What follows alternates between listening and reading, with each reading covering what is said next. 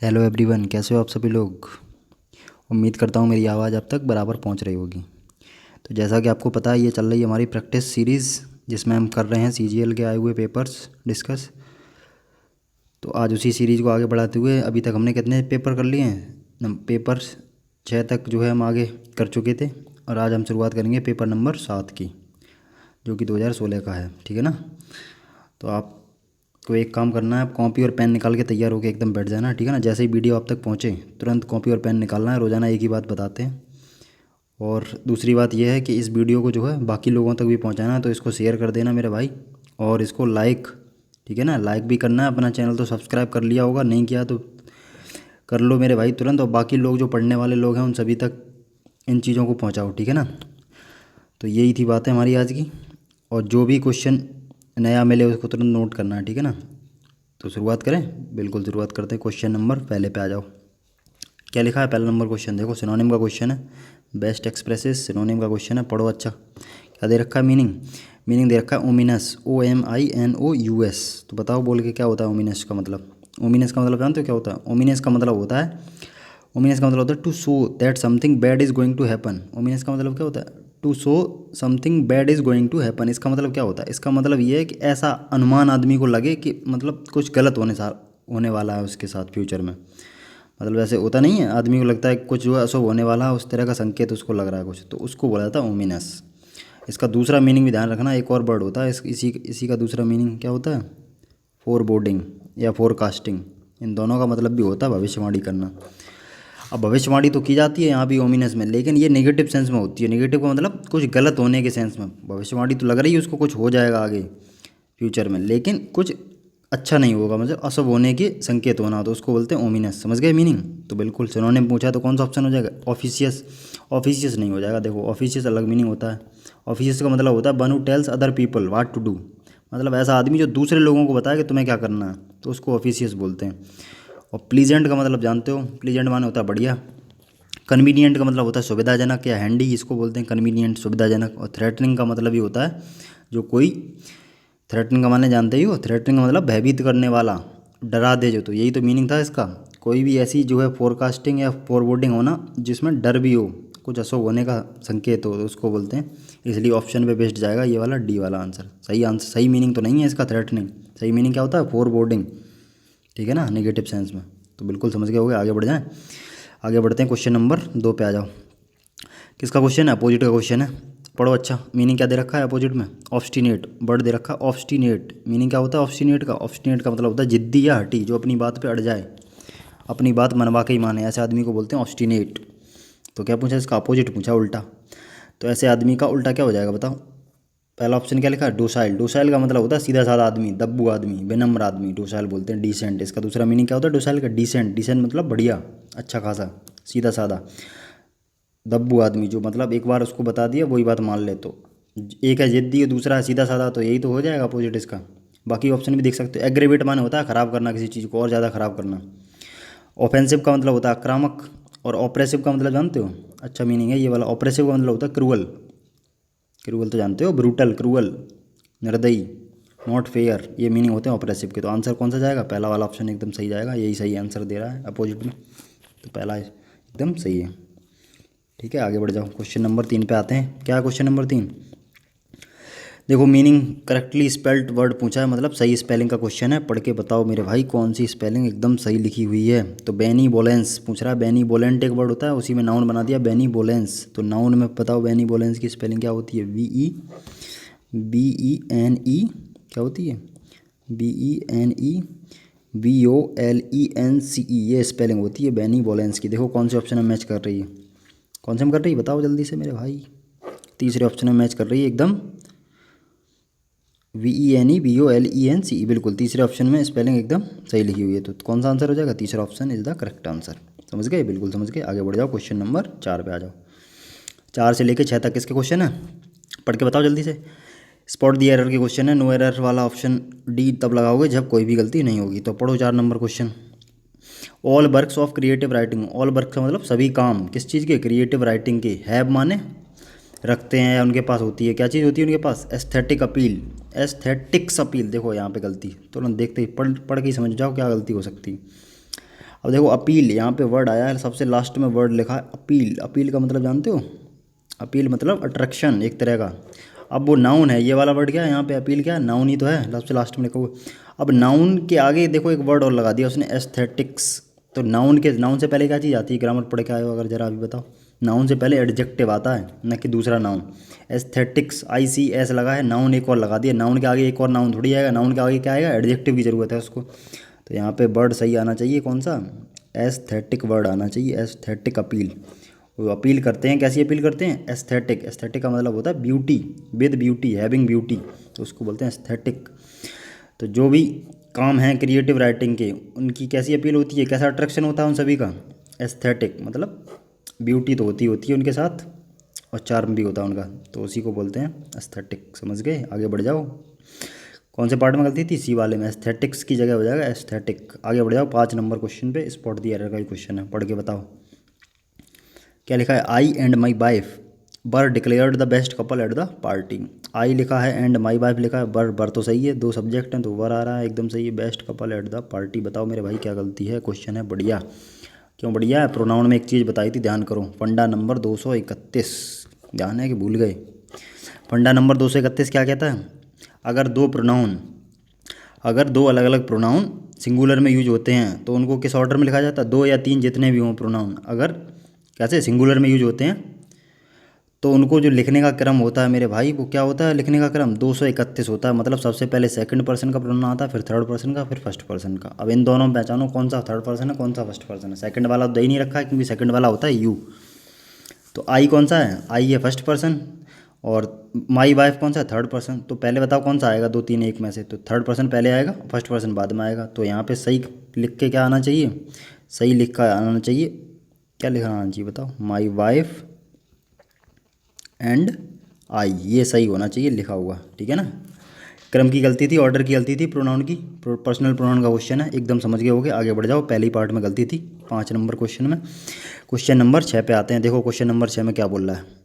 The author said, author ने कहा, author मतलब लेखक, क्या कहा उसने? ड्यूरिंग द प्रेस कॉन्फ्रेंस के दौरान, दैट कि there were 2 farther volumes to be published, that there were 2 farther. देखो अब देखो, उस दिन भी आया था यही सेम क्वेश्चन, तब बताया भी था हमने।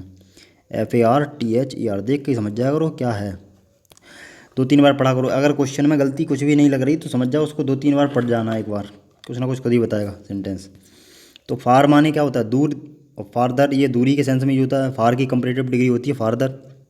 तो मेरे भाई यहाँ कहीं दूरी डिस्टेंस की बात भी चल रही है, दूर दूर तक कहीं सेंटेंस के अंदर बिल्कुल नहीं चल रही। तो ये वाला वर्ड कैसे यूज हो सकता है? बिल्कुल यूज नहीं होगा। इसकी जगह पे एक दूसरा वर्ड बताया था उस दिन, क्या बताया था? और इसी की गलती आती है। ये वाला जब लगना चाहिए तो फार्दर लगा देता है। कौन सा आता है वर्ड? फर्दर। फर्दर का मतलब होता है और ज़्यादा, एडिशनल। इसका मतलब क्या होता है फर्दर का? एडिशनल। तो यहाँ पे सही मीनिंग इसी का बनेगा, फर्दर का। गलती यहीं पे है, कहाँ पे? सी पार्ट में। तो जो लेखक था उसने प्रेस कॉन्फ्रेंस के दौरान क्या कहा? That there were 2 further volumes to be, मतलब 2 और वॉल्यूम्स हैं जिनको पब्लिश किया जाना है। समझ गए मेरे भाई? बिल्कुल समझ गए। आगे बढ़ जाओ, 6 क्वेश्चन निपटा दिए। आ जाओ 7 नंबर क्वेश्चन पे। किसके क्वेश्चन है? Fill in the blanks, filler के क्वेश्चन है। पढ़ो पहला क्वेश्चन फिलर का, 7 number. A partial victory, partial का मतलब होता है आंशिक, आंशिक का मतलब नॉट कंप्लीट, जो पूरी तरह से कंप्लीट ना हो। तो जो आंशिक विक्ट्री, आंशिक जीत जो होती है, इज समटाइम्स, कभी कभार, ऑल वही सब कुछ होती है, बी कैन होप, जिसकी कि हम उम्मीद रख सकते हैं, टू। अब टू के बाद तुमसे पूछ रहा, बताओ क्या लगाओगे? मतलब पूरी तरह से जो जीत ना हो, मतलब थोड़ी बहुत ही अगर जो जीत है वही सब कुछ होती है, कभी कभार, जिसकी कि हम क्या कर सकते हैं बताओ? जिसकी उम्मीद कर सकते हैं। किस चीज़ की उम्मीद कर सकते हैं? पहला ऑप्शन है गेन। गेन माने क्या होता है? प्राप्त करने की। लूज माने खोना, सफ़र माने झेलना, और रिवार्ड माने होता है, जानते ही रिवार्ड माने क्या होता है? पुरस्कार। तो यहाँ रिवॉर्ड और लूज का तो कोई सेंस नहीं बनेगा मेरे भाई। एक पार्शियल विक्ट्री क्या होती है? वही सब कुछ होती है जिसकी कि हम कभी कभार उम्मीद करते हैं कि ये हमें मिल जाए। ऐसा ही तो होता है कभी कभार, जब भाई जीत ना रहे हो, लगातार जो है असफलता झेल रहे हो, तो क्या मन करता है कि जो है जैसे भी करके चाहे छोटी सफलता मिले वही मिल जाए, प्राप्त हो जाए। तो प्राप्त होने का सेंस कौन सा वर्ड दे रहा है? ए ऑप्शन दे रहा है। A option is the correct answer. यहाँ बाकी एक भी ऑप्शन सही नहीं बैठेंगे यहाँ पे, ठीक है ना। आगे बढ़ जाओ, क्वेश्चन नंबर 8 पे आ जाओ। 8 नंबर क्वेश्चन पढ़ो ध्यान से, क्या बोल रहा है। My father has been advised, मतलब मेरे पिताजी को एडवाइज़ किया गया है, सलाह दी गई है, टू आगे डैश हिज स्मोकिंग, किस चीज़ की, स्मोकिंग वर्ड आ रहा है और यहाँ पे देखो अब यहाँ पे ही आ गया फ्रेजल वर्ब का क्वेश्चन। तो दो फ्रेजल वर्ब काम किए, बाकी एक भी यूज होती नहीं है। तो दो फ्रेजल वर्ब कौन सी काम की है, देखो एक तो मीनिंग जान लो दोनों के। कट डाउन, एक फ्रेजल वर्ब कौन सी होती है मेरे भाई, कट डाउन। कट डाउन का मतलब होता है रिड्यूस, कम कर देना। क्या होता है, कम कर देना, रिड्यूस। कोई चीज़ बहुत ज़्यादा मात्रा में ले रहे हो और कम करने की जब बात की जाती है तो कौन सी फ्रेजल वर्ब यूज की जाती है, कट डाउन, यही वाली। और दूसरी एक फ्रेजल वर्ब और नोट कर लेना, कौन सी वाली, कट ऑफ, CUTOFF, ठीक है ना। कट ऑफ का मतलब होता है काट कर अलग कर देना। कट ऑफ का मतलब क्या होता है, काट कर अलग कर देना। जैसे पेड़ वगैरह काट रहे हो और उसकी पत्तियाँ या फिर उसके जो तने होते हैं उसको काट के अलग हटा दिया जाता है, उसको क्या बोलते हैं, कट ऑफ, ठीक है ना। अब बताओ मेरे भाई कौन सा होगा। और एक फ्रेजल वर्ब और इसमें दे रहे, cut into. Cut into का मतलब होता है किसी चीज़ को जब पीसेस, टुकड़ों में तोड़ना होता है तब ये वाली यूज़ करते हैं, बाकी कट इन यूज़ नहीं करते हैं। तो बताओ कौन सी होगी यहाँ पे सही। तो पिताजी को सलाह दी गई है किस चीज़ की, कट ऑफ तो होगा नहीं, अलग करने की थोड़ी, काट के तो अलग करना, स्मोकिंग को काट के अलग कैसे कर सकते हो। कट डाउन का मतलब होता है रिड्यूस, कम करने की। तो बिल्कुल डॉक्टर के पास जाओगे तो वो क्या बोलेगा भाई, अगर स्मोकिंग कर रहे हो तो बहुत कम जो है करो, बिल्कुल नहीं ख़त्म कर सकते हो तो कम कर दो। तो यही तो बोले कट डाउन। तो ये यही वर्ड यूज भी होता है बहुत ज़्यादा, कट डाउन ड्रिंकिंग या स्मोकिंग इस तरह से। तो कौन सा हो जाएगा, ऑप्शन पहला है, एकदम सही है। आगे बढ़ जाओ, 9 नंबर क्वेश्चन पे आओ। क्वेश्चन नंबर 9 में क्या बोल रहा है, पढ़ो। आई हैड नॉट एक्सपेक्टेड, मैंने उम्मीद नहीं की थी, टू मीट हिम, उससे मिलने की, मतलब उसको उससे मिलने की उम्मीद नहीं थी। इट वॉज क्वाइट, ये कैसी थी, क्वाइट माने होता काफ़ी ज़्यादा। एन के बाद आगे डैश लगा और लिखा है मीटिंग। कैसी मीटिंग थी फिर, जब उसको उम्मीद ही नहीं थी उस आदमी से मिलने की तो कैसी मीटिंग रही होगी बताओ। अब मीनिंग इसमें फिल करवाएं तो कौन सा ऑप्शन हो सकता है, बताओ जल्दी से। ऑर्गेनाइज्ड का मतलब होता है व्यवस्थित, जब उसको मिलने की उम्मीद नहीं थी तो व्यवस्थित मीटिंग कैसे होगी। व्यवस्थित का मतलब होता है जो खुद से व्यवस्था की जाए, तो व्यवस्था थोड़ी करेगा जब उम्मीद ही नहीं मिलने की। तो यूनिक का मतलब क्या होता है जानते ही हो, यूनिक मतलब अद्वितीय। एक्सीडेंटल का मतलब होता है अचानक। अचानक का मतलब क्या होता है, एक्सीडेंटल का मतलब जिसकी कोई उम्मीद ना हो, अचानक से घटित हो जाए। तो वही तो आंसर सही सेंस दे रहा है, तो कौन सा बनेगा, C option is the correct answer. Accidental meeting हुई, एक्सीडेंटल मीटिंग हुई तभी तो उसको उम्मीद नहीं थी मिलने की। और इंटेंशनल का मतलब होता है जानबूझकर जो की जाए चीज़, उसको बोलते हैं इंटेंशनल। दूसरा मीनिंग क्या होता है इंटेंशनल का, पर्पजफुल, यहाँ पे कोई पर्पज हो पहले से ही मौजूद। तो 9 नंबर क्वेश्चन का सी ऑप्शन आंसर है, समझ गए होगे बिल्कुल। आगे बढ़ जाओ, 10 से लेकर 12 तक किसके क्वेश्चन है, ईडीएम के क्वेश्चन है। पढ़ो EDM, 10 number question. A dark horse, EDM क्या लिखा है मेरे भाई, ए डार्क हॉर्स, पुराना ईडीएम है, पता होना चाहिए वैसे ये वाला ईडीएम। डार्क हॉर्स का मतलब क्या होता है, डार्क हॉर्स का मतलब होता है अनएक्सपेक्टेड, अनएक्सपेक्टेड विनर, ये मीनिंग होता है इसका। किसका, डार्क हॉर्स। मतलब हिंदी, इसको हिंदी में नहीं बोलते हैं, कहते हैं तुम यार बड़े छुपे हुए रुस्तम आदमी, ऐसे बोलते हैं, छुपा हुआ रुस्तम होना। तो छुपा रुस्तम का मतलब क्या होता है, मतलब ऐसा आदमी जिसकी उम्मीद ना हो कि ये जीत जाएगा, ये वाला काम कर जाएगा, लेकिन वो काम कर जाए, तो उसको क्या बोलते हैं, उसको अनएक्सपेक्टेड ही तो बोलते हैं। तो बताओ ऐसा कौन सा ऑप्शन दे रहा है सेंस। पढ़ो। वाइल्ड एनिमल, ये थोड़ी होगा जंगली जानवर, ये नहीं हो सकता। ब्लैक हॉर्स, ये भी नहीं होगा। अननोन एंट्री, सी वाला है नॉन एंट्री, और डी वाले में बोला है फ्रंट रनर, फ्रंट रनर थोड़ी होगा। फ्रंट रनर कौन होता है, जो सबसे पहले नंबर पे चल रहा हो। तो ये दोनों ये नहीं हो सकते, यही हो जाएगा अननोन। अननोन या अनएक्सपेक्टेड बात तो एक ही है, एंट्री अननोन या अनएक्सपेक्टेड बात तो एक ही, सेंस के हिसाब से कौन सा जाएगा, C option is the correct answer. 10 number EDM का। आगे बढ़ जाओ, 11 number. Throw cold water, throw माने फेंकना, कोल्ड माने ठंडा, वाटर मीन्स पानी। तो ठंडा पानी किसी चीज़ पे फेंक देना, अगर किसी चीज़ पे ठंडा पानी फेंक रहे हो तो इसका मतलब होता है उस चीज़ को ख़राब कर रहे हो, डिस्करेज कर रहे हो। तो इसका आंसर क्या हो जाएगा, बी ऑप्शन, डिस्करेज करना। मीनिंग होता है ईडीएम का, ये नोट कर लेना। इनकरेज का मतलब हौसला बढ़ाना होता है, अटैक माने आक्रमण करना, ड्रेंच मतलब गीला करना, टू मेक समथिंग बैड। तो ध्यान रखोगे, डिस्करेज का मतलब हौसला ख़त्म करना, किसी चीज़ का हौसला जो है कम करना, तो उसको बोलते हैं थ्रो कोल्ड वाटर। जैसे हम तुमसे कहें you are throwing cold water on my plans, तो मेरे प्लान्स पे क्या कर रहे हो, कोल्ड वाटर डाल रहे हो, मतलब मुझको डिस्करेज करने की कोशिश कर रहे हो। समझ गए, बिल्कुल समझ गए। आगे बढ़ जाओ, 12 नंबर क्वेश्चन। फ्रेज दे रखी है इसमें, कौन सी फ्रेज है, बट इन, एक फ्रेज होती है, नोट कर लेना कॉपी में अभी तुरंत। बट इन, बट इन का मतलब होता है इंटरप्ट। क्या मीनिंग होता है इसका, इंटरप्ट। इंटरप्ट का मीनिंग क्या होता है, इंटरप्ट का मतलब हस्तक्षेप करना, किसी चीज़ में इंटरफेयर करना, तो उसको बोलते हैं बट इन। इंटरफेयर करना किसी चीज़ में, इंटरप्ट करना, तो ये इसका मीनिंग है, इंटरफेयर या इंटरप्ट। अब देखो कौन सा ऑप्शन दे रहा है ऐसा मीनिंग, रिकॉर्ड तो होगा नहीं, इम्पोज होगा नहीं। बाकी के दो ऑप्शन कहाँ पे हैं, इम्प्रोवाइज़ का मतलब होता है सुधार करना, इम्प्रोवाइज़ कुछ नयापन लेके आना। इंटरप्ट देखो सेम वही ऑप्शन दे रखा है, इंटरप्ट का मतलब ही होता है वही, ठीक है ना, बीच में टांग अड़ाना, उसको बोलते हैं इंटरप्ट करना। तो आगे बढ़ जाओ, अब आ जाओ 13 से लेके 15 तक। किसके क्वेश्चन है 13 से 15 तक? पढ़ के बताओ जल्दी से। वन वर्ड के क्वेश्चन है। वन वर्ड पढ़ो, क्या लिखा है वन वर्ड, बताओ जल्दी से। वन वर्ड क्या लिखा हुआ है? A narrow stretch of land. Narrow का मतलब पतला, स्ट्रेच ऑफ लैंड किस चीज़ की लैंड है, सॉरी स्ट्रेच है। एक नैरो बहुत मतलब सकरी जो है, स्ट्रेच किसकी, ज़मीन की। Connecting to large bodies of land, जो क्या कर रही हो, दो लार्ज बॉडीज़ को, ज़मीन के दो बड़े हिस्सों को कनेक्ट करती हो, ऐसी चीज़ को क्या बोलते हैं बताओ। ज्योग्राफी का वर्ड है, बताओ। ऑप्शन देखो, अच्छा पहला, जैसे जो इसने पूछा है इसको बोलते हैं, हिंदी में ध्यान रखना, इसको बोलते हैं स्थल डमरू मध्य। इसको क्या बोलते हैं? इसको बोलते हैं स्थल, मतलब स्थल मतलब जानते हो ज़मीन।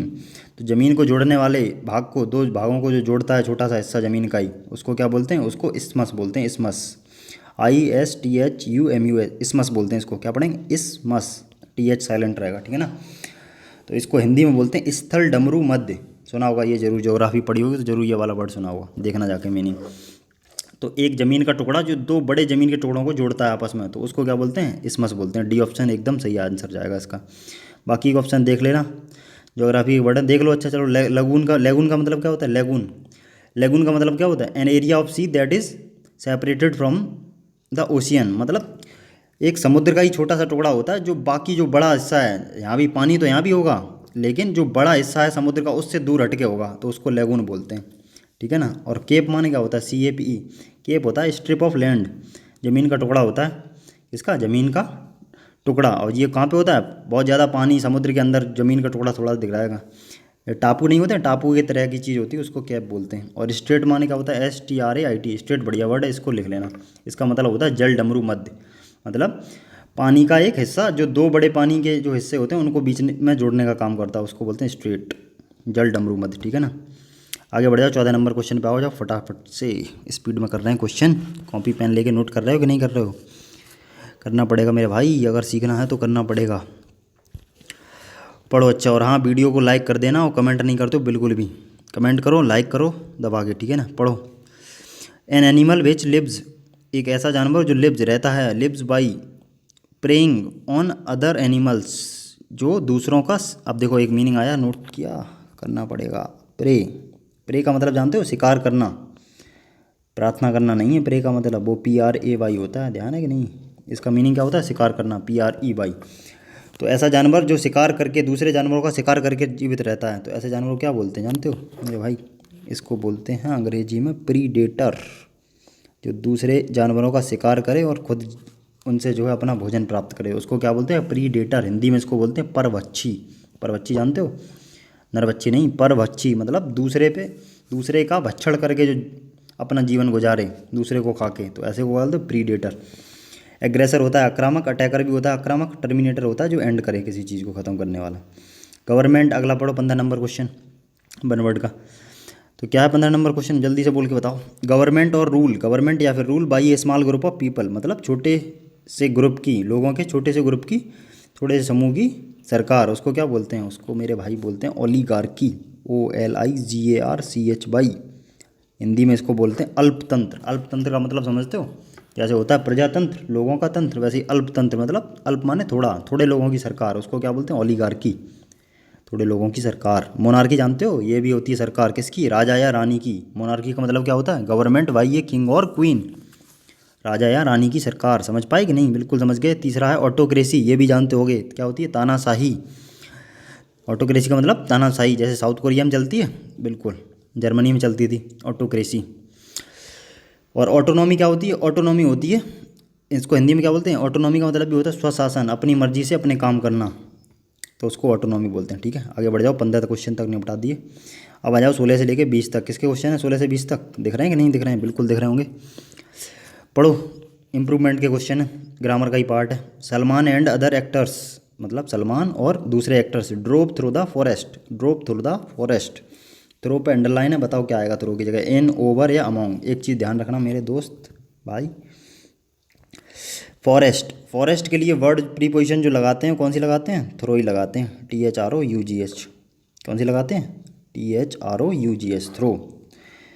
जैसे हम कहें I am walking through forest, he was passing through forest, वह पासिंग थ्रू द फॉरेस्ट। तो ध्यान रखना फॉरेस्ट के साथ प्रीपोजिशन कौन सी लगाते हैं? थ्रो लगाते हैं। जंगल में से के सेंस में कौन सी प्रिपोजिशन लगाएंगे? Through, THROUGH। तो सलमान और बाकी जो एक्टर थे, ड्राइव की सेकंड फॉर्म दे रखी है ड्रॉप थ्रो, कहाँ से गुजरे वो? जंगल में से। तो आंसर हो जाएगा एकदम सही लिखा हुआ जो लिखा है, तो नो इम्प्रूवमेंट जाएगा इसका आंसर। आगे बढ़ जाओ 17 नंबर क्वेश्चन में, एकदम आसान क्वेश्चन है, तुरंत टिक करना चाहिए इस वाले को। कौन सा आंसर होगा? C option is the correct answer. क्यों होगा सी वाला? देखो, you will not succeed conditional है, पहले टाइप का कंडीशनल सेंटेंस। कंडीशनल पढ़ें कि नहीं पढ़ें? पहले टाइप का कंडीशनल क्या क्या बोलता है कि क्या बोलता है बताओ? एक सेंटेंस बनेगा फ्यूचर इंडेफिनिट में, एक बनेगा प्रेजेंट में। और प्रेजेंट इंडेफिनिट में कौन सा सेंटेंस बनता है? जिसमें सबऑर्डिनेटिंग क्लॉज होती है। अब सबऑर्डिनेटिंग कंजंक्शन जिससे जुड़ा होता है, तो अनलेस या अनटिल ये सब चीज़ें क्या होती हैं? कंजंक्शन ही तो होती हैं। तो ये वाला सेंटेंस ध्यान रखना, इधर वाला अनलेस के बाद वाला हमेशा किस में बना करेगा? हमेशा बनेगा प्रेजेंट में। और इधर वाला तो बना रखा है फ्यूचर में, तो यही वाला गड़बड़ है। अब गड़बड़ तो है ही है तो सही लिखा हुआ, प्रेजेंट में तो बना है, लेकिन क्या चीज़ गड़बड़ हुई बताओ, बता सकते हो क्यों गलती हुई इस वाले पार्ट में? अनटिल या अनलेस दोनों मीनिंग होते हैं नेगेटिव। अनटिल का मतलब भी होता है जब तक नहीं, टाइम के सेंस में, और अनलेस का मतलब भी होता है जब तक नहीं। ये होता है कंडीशन बताने के लिए, होता है टाइम बताने के लिए। तो यहाँ पे नेगेटिव ऑलरेडी दोनों की मीनिंग है, तो इनके साथ नॉट नहीं लगा सकते हो मेरे भाई। तो नॉट इसने लगा दिया, देखो डोंट लिखा है, क्या नहीं आना चाहिए? नॉट कैसे भी नहीं आ सकता, तो क्या आएगा? Work hard. तो तुम पास नहीं होगे, सफल नहीं होगे जब तक तुम वर्क हार्ड नहीं करते हो। तो आंसर कौन सा जाएगा? C option. 18 नंबर क्वेश्चन पढ़ो फटाफट से। 18 में क्या बोल रहा है? My friend has a tooth एक। मेरा जो मित्र था उसके पास क्या था? उसको क्या था? टूथ एक। टूथ माने जानते हो दांत, एक माने होता है दर्द। तो दांतों में दर्द था। एंड कैन नॉट ईट, और नहीं खा सकता था समथिंग। देखो एकदम आसान क्वेश्चन है, कौन सा आंसर होगा? एनीथिंग। निगेटिव, और उस दिन भी बताया था, देखो सेम क्वेश्चन आया, नोट कर लिया होगा तो कर लिया होगा क्वेश्चन भी। एनीथिंग नेगेटिव और इंटेरोगेटिव सेंटेंसेज में एनीथिंग का यूज करते हैं, एनी का यूज करते हैं, ठीक है ना?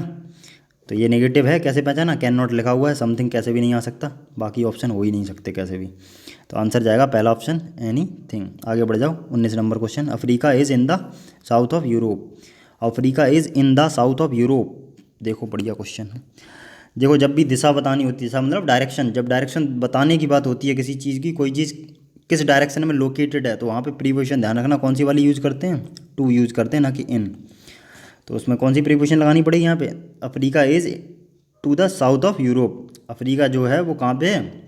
यूरोप के साउथ में है, मतलब यूरोप के दक्षिण में है। कौन? अफ्रीका। तो इसको किससे लगा बताओगे? टू से। प्रीपोजिशन कौन सी बताएंगे? हमेशा ध्यान रखना टू लगाएंगे। तो आंसर कौन सा जाएगा? B option. 20 नंबर क्वेश्चन देखो। आइदर लता और माला, आइदर लता और Mala have done it.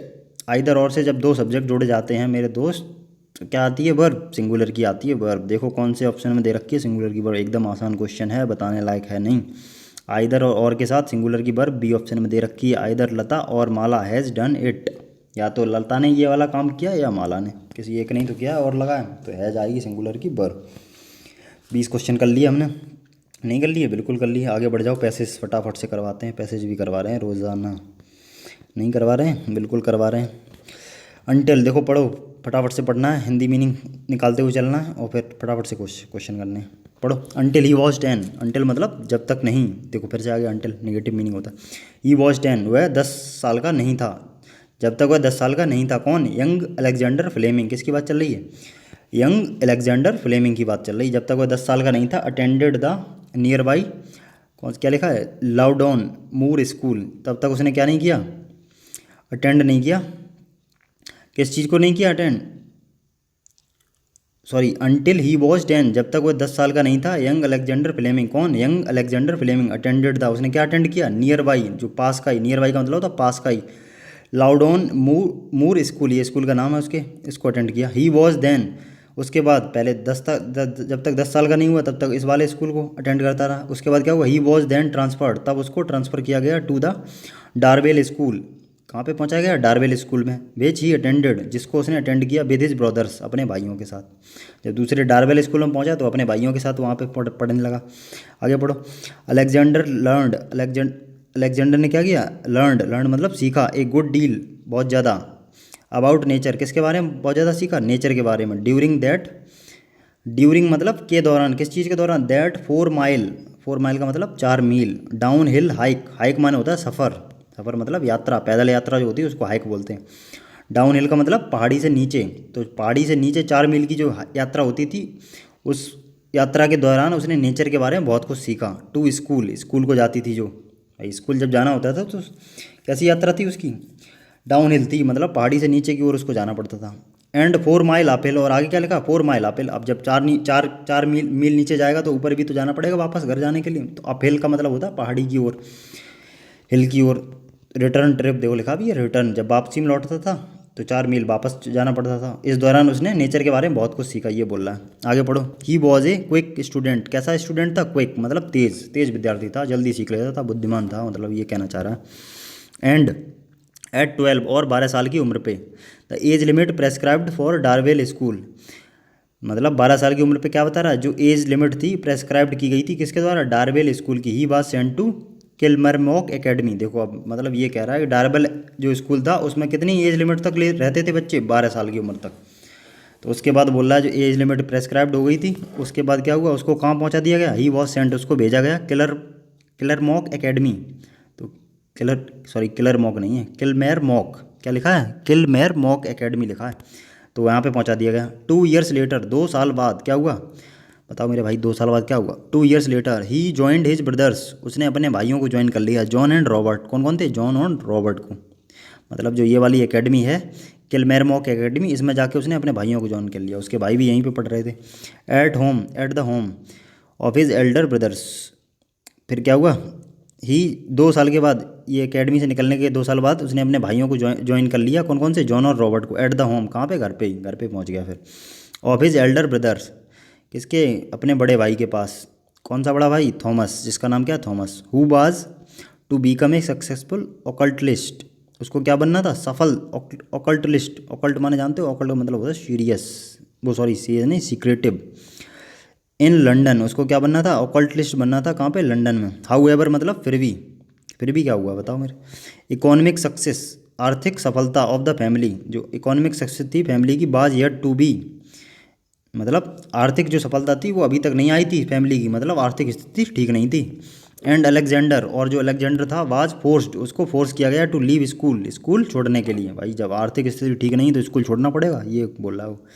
For economic regions, भाई उसी रीजन की वजह से, इकोनॉमिक रीजन की वजह से स्कूल छोड़ना पड़ा उसको। वैन ही वॉज 16, जब वह 16 साल का था, कौन, अलेक्जेंडर की बात चल रही है। ही ऑब्टेंड, उसने प्राप्त की, ऑब्टेंड माने प्राप्त करना, ऑब्टेंड ए जॉब, एक job in shipping company, shipping मतलब जानते हो, भेजने वाली जो कंपनी होती हैं सामान इधर से उधर, शिपिंग कंपनी में जॉब मिल गई उसको। गुड फॉर्च्यून, मतलब गुड फॉर्च्यून का मतलब होता है सद्भाग्य। हाउ एवर, फिर भी, बाज ऑन हिज साइड, फिर भी किस्मत उसके साथ थी, ये कहना चाह रहा है, मतलब किस्मत फिर भी उसके साथ थी। And on the side of humanity, और किसकी साइड थी, ह्यूमैनिटी की, मतलब मानवता भी उसी की तरफ थी। इन 1901, मतलब 1901 की बात बता रहा है। ही रिसीव्ड ए शेयर, उसे एक शेयर मिला, शेयर प्राप्त हुआ। इन ए लेगेसी, वसीयत में, लेगेसी मतलब क्या होता है, वसीयत। विच मेड इट पॉसिबल, जिसने संभव कर दिया, फॉर हिम, उसके लिए, to return to school, school वापस जाना, मतलब अब उसको शेयर मिल गया वसीयत में। वसीयत मतलब जो भी उसकी संपत्ति थी उसमें उसको शेयर मिला, इस वजह से वो दोबारा स्कूल जा पाया। He decided to study medicine, फिर उसने क्या डिसाइड किया, स्टडी करने का, किस चीज़ की स्टडी, मेडिसिन की स्टडी डिसाइड कर लिया। भाई मेडिसिन पे स्टडी करेंगे दोबारा जब मौका मिल गया, आर्थिक स्थिति सुधर गई तब तो। समझ गए, पैसेज किस बारे में था, अलेक्जेंडर फ्लेमिंग के बारे में था। पढ़ तो लिया ही है, समझ गए हो, क्वेश्चन फटाक से लगाओ जल्दी से पढ़ो। अलेक्जेंडर ट्रैक्ड, ट्रैक माने उस दिन भी मीनिंग आया था, ध्यान है, यात्रा करता था, कितनी यात्रा करता था, miles every day to attend Darvel school. Fill in the blank भरवाए, बताओ कितनी मील की दूरी यात्रा करता था डारवेल स्कूल पहुंचने की, 4 मील की, 8 की, 12 की या 16 की, बताओ मेरे भाई। 4 मील तो ज़्यादा था, 4 मील वापस भी तो लौट के आता था, तो कितना हो जाएगा, टोटल हो जाएगा 8। Answer B is the correct answer. 22 number question पे आ जाओ, 22 पे। He was a quick student means, मतलब जो लाइन बोली गई थी क्विक स्टूडेंट, उसका मतलब क्या है अलेक्जेंडर के लिए, बता सकते हो। Reached school before his brothers, अपने भाइयों से पहले पहुंचता था, ये मतलब था क्या। जो क्विक स्टूडेंट वाली बात बोली थी वो कब बोली, क्यों बोली गई थी, इसलिए बोली गई थी क्योंकि बड़ा तेज़ था सीखने में, बहुत जल्दी चीज़ों को कवर करता था, कैच कर लेता था चीज़ों को, तो बुद्धिमान आदमी था इसलिए बोला गया। तो ऐसा कौन सा सेंस दे रहा है, बी वाला तो होगा ही नहीं। लिवली माने होता है एनर्जेटिक, और सी वाले में क्या दे रहा है, रैन द रेसेस, क्या रेसेस को दौड़ता था इसलिए था तेज़, बाज। और डी वाले में क्या बोला, बाज फास्ट, डी वो एकदम सही है, फास्ट लर्नर था क्योंकि जल्दी चीज़ों को सीखता था, इसलिए उसको क्या बोला गया था, इसलिए उसको क्या बोला गया था, क्विक स्टूडेंट बोला गया था। समझ गए, एकदम समझ गए। 23 नंबर क्वेश्चन पढ़ो फटाक से। 23 नंबर क्वेश्चन में क्या बोल रहा है मेरे भाई, देखो, एंड एट 12 और 12 साल की उम्र पे the age limit prescribed for Darvel school, ये वाली जो लाइन बोली गई है, in this context means that children were, अब ये बोल रहा है, ये वाली जो लाइन अंडरलाइन कर दी उसने डैश लगा के, इस वाली लाइन का क्या मतलब है, दैट चिल्ड्रन वर, कि बच्चे जो थे वो क्या थे, admitted to school at age of 12, उनको एडमिट किया जाता है स्कूल में 12 साल की उम्र पे, नहीं, allowed to remain in the school only up to the age of 12, बिल्कुल बी वाली बात बिल्कुल सही है, 12 साल की उम्र तक ही तो रहा था, कहाँ पे रहा था, कौन सी एकेडमी थी वहाँ पे, उसके बाद वो निकल गया था वहाँ से, तो वहाँ पे एज लिमिट ही थी 12 साल तक की, यही तो आंसर हो जाएगा, बिल्कुल सही है। आगे बढ़ जाओ, कौन सा 24 number question, Alexander became bell of, ठीक ठाक कब हो गया वो बताओ, अलेक्जेंडर बीकेम बेल ठीक कब हुआ ऑफ, बता सकते हो, कब उसकी स्थिति सुधरी, by working in A shipping company, बता सकते हो क्या, कब उसकी स्थिति सुधर गई थी, बताओ मेरे भाई जल्दी से, कब सुधरी थी, by working in A shipping company, जब उसको जॉब मिल गई थी शिपिंग कंपनी में, बिल्कुल सही बात है, ए ऑप्शन एकदम सही जाएगा, जब जॉब मिल गई तो थोड़ी बहुत स्थिति सुधर गई थी। आगे बढ़ो, 25 नंबर में, अलेक्जेंडर लेफ्ट स्कूल स्कूल को क्यों छोड़ दिया था, बता सकते हो, बताओ, स्कूल को उसने क्यों छोड़ा था, बता दो मेरे भाई जल्दी से। 25 नंबर क्वेश्चन में क्या है, अलेक्जेंडर लेफ्ट स्कूल को क्यों छोड़ दिया उसने, to study economics, to work with brother, to study medicine, बिल्कुल सही बात है, क्या मेडिसिन की स्टडी करने के लिए छोड़ दिया उसने भाई, स्कूल छोड़ा, अब क्या करेगा वो, मेडिसिन की स्टडी करेगा, बिल्कुल करेगा मेरे भाई, तो आंसर नहीं, सॉरी, क्या है, अलेक्जेंडर ने स्कूल छोड़ा, क्यों छोड़ा था, क्योंकि उसको क्या करना था, उसको करनी थी अपनी पढ़ाई आगे की, लेकिन उसकी आर्थिक स्थिति ठीक नहीं थी, ड्यू टू फाइनेंशियल प्रॉब्लम, ये जाएगा, ये पूछा उसने, ये क्या पूछा मेरे भाई, अलेक्जेंडर ने स्कूल छोड़ा, क्यों छोड़ा था, ड्यू टू, कारण लगा, देखो यहाँ पे ये वाला वर्ड मिस हो गया, क्या लिखा था, ड्यू टू का मतलब होता के कारण, फाइनेंशियल प्रॉब्लम, क्योंकि उसकी फाइनेंशियल प्रॉब्लम ठीक नहीं थी, इसलिए उसको स्कूल छोड़ना पड़ा, समझ गए, बिल्कुल समझ गए। तो आज की थी हमारी ये वाली क्लास, 25 क्वेश्चन हमने निपटाए, कैसी लगी ये क्लास बताना है आपको ज़रूर, कमेंट में लिख के, और जो भी जिस भी क्वेश्चन में डाउट लग रहा हो उसको भी कमेंट करना है, ठीक है ना,